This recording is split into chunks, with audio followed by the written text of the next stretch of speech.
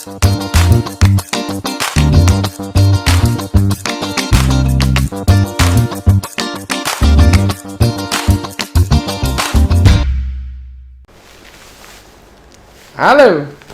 bersama saya lagi Riwi Hasan di sini dan tetap bersama teman setia Hani. Selamat malam menjelang pagi. Assalamualaikum, namo buddhaya, Om Swastiastu, salam sejahtera, mimikuti pipikuti pam.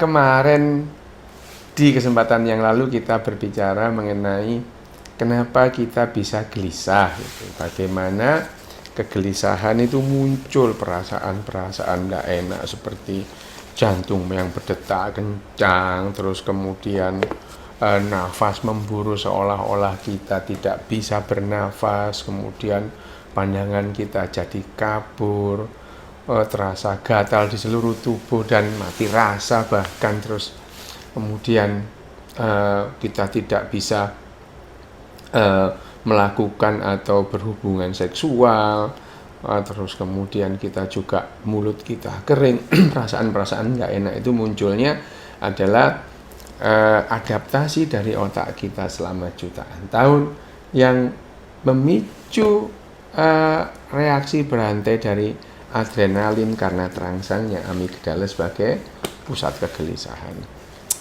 Itu yang kita bicarakan yang lalu. Dan sekarang saya akan menambahkan sedikit mengenai jenis-jenis kegelisahan. Orang-orang dengan kegelisahan klinis itu memang seringkali tidak bisa lepas dari berbagai macam kegelisahan itu. Karena memang bagian otak logika yang namanya prefrontal cortex tidak bisa mengendalikan amigdala sebagai pusat kegelisahan dalam hal ini. Jadi kadang-kadang kegelisahan itu menjadi semakin besar dan besar sehingga menjadi yang namanya krisis besar kegelisahan. Nah, saat yang namanya kegelisahan itu mengganggu kehidupan kita, mengganggu kehidupanmu, inilah yang disebut anxiety disorder atau gangguan kegelisahan. Kenapa? Ya karena mengganggu. Nah, anxiety disorder atau yang namanya gangguan gelisah itu bisa dikelompokkan menjadi 4 kelompok besar. Apa saja itu? Yang pertama adalah catastrophic fear atau ketakutan katastrofik. Ketakutan ini berupa keyakinan sesuatu yang buruk akan terjadi. Salah satu contohnya dalam kelompok ini adalah ketakutan berpisah dengan orang yang disayang. Dia akan merasa ketakutan sesuatu yang buruk akan terjadi, baik dengan dirinya atau orang yang disayangi. Ketakutan berpisah jauh dengan orang yang disayangi. Atau ketakutan yang berlebihan pada saat berada jauh dengan orang yang disayangi. Pada saat seperti ini seringkali ada ketakutan, pasti ada sesuatu yang akan terjadi. Pasti akan sesuatu yang tidak enak akan terjadi. Bentuk lain dari catastrophic fear itu adalah ketakutan atau fobi tertentu. Arachnofobia, itu fobi terhadap laba-laba, terus fobi terhadap tempat tinggi, fobi di keramaian, fobi pada tempat sempit. Nah, ini semua masuk dalam catastrophic fear atau ketakutan katastrofik. Kelompok yang kedua adalah fear of evaluation, ketakutan dievaluasi. Ini adalah ciri kegelisahan sosial dan merupakan jenis kegelisahan yang paling umum. Rasa takut jenis ini akan membuat merasa lemah karena dia akan merasa diawasi, merasa dihakimi. Dia merasa semua orang di dunia ini mengawasi dia dan selalu menilai tingkah lakunya. Ini memang kegelisahan yang paling umum dan paling sering terjadi, dan ini memang membuat perasaan tidak enak. Nah, manifestasi dari ketakutan ini yang paling umum adalah mutisme selektif. Ketidakmampuan bicara, mutisme, bungkem pada kondisi-kondisi tertentu. Nah, kalau ada misalnya ya, mahasiswa atau koas yang lagi ujian mendadak mutisme, tidak bisa ngomong. Nah, salah satunya adalah Ini karena kegelisahan yang model ini, fear of evaluation. Jadi pada saat stres atau ketakutan atau kegelisahan jenis ini, pada saat seseorang menghadapi ujian, langsung dia seperti blocking, tidak bisa ngomong gitu ya. Dan ini adalah salah satu bentuk dari yang namanya fear of evaluation, selective mutism. Dan ini bisa terjadi tidak hanya pada saat ujian, pada saat menghadapi apapun, terus dia kesulitan berbicara. Mutism betul-betul tidak mampu untuk bicara. Dan ini adalah bentuk kegelisahan yang paling umum, fear of evaluation. Kelompok ketiga adalah fear of losing control. Ini adalah bagian besar dari gangguan panik. Ketakutan kehilangan kendali pada saat rasa panik attack itu datang. Nah, kalau disertai agorafobia, hal ini akan menjadi sangat ekstrim.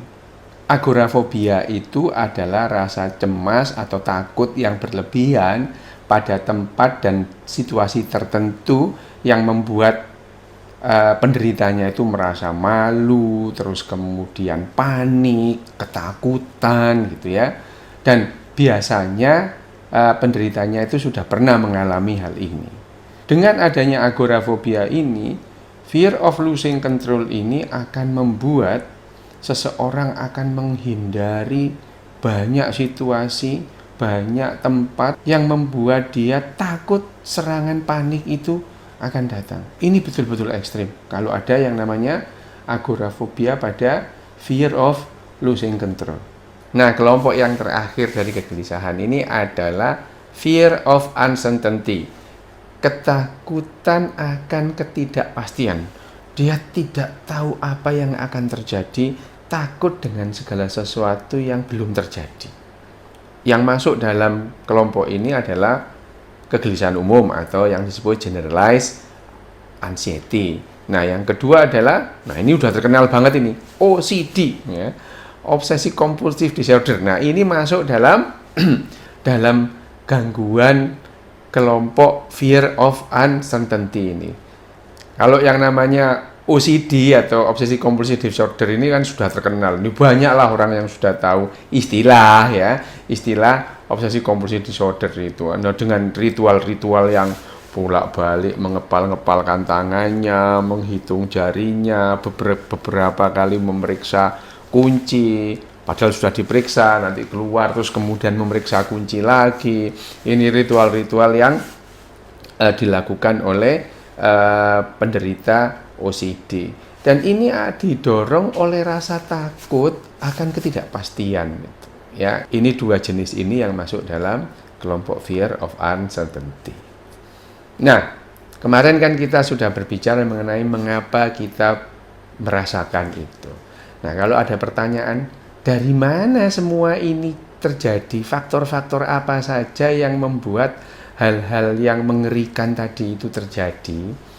Yang pertama adalah genetik. Ya, memang genetik. Ini kalau seseorang itu mengalami gangguan gelisah ya, anxiety disorder, biasanya kita juga melihat sejarah yang sama pada orang tuanya atau pamannya atau kakeknya atau neneknya.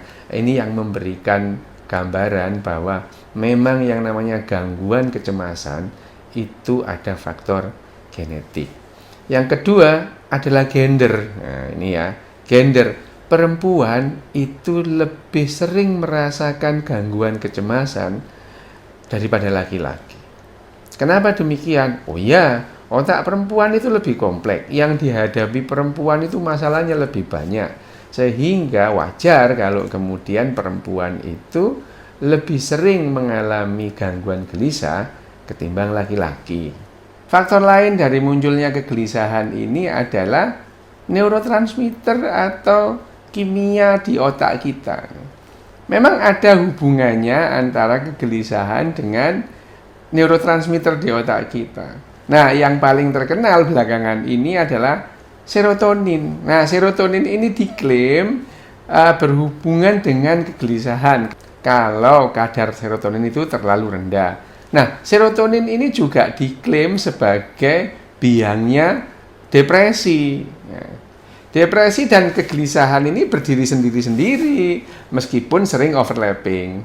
Ya memang orang depresi itu sering kali gelisah, tapi hubungan antara depresi dan kegelisahan ini belum jelas. Nah, sebetulnya yang terkait dengan kegelisahan itu bukan hanya satu macam neurotransmitter saja, tidak hanya serotonin, ada norepinefrin, ada dopamin, dan ada GABA, gamma aminobutyric acid.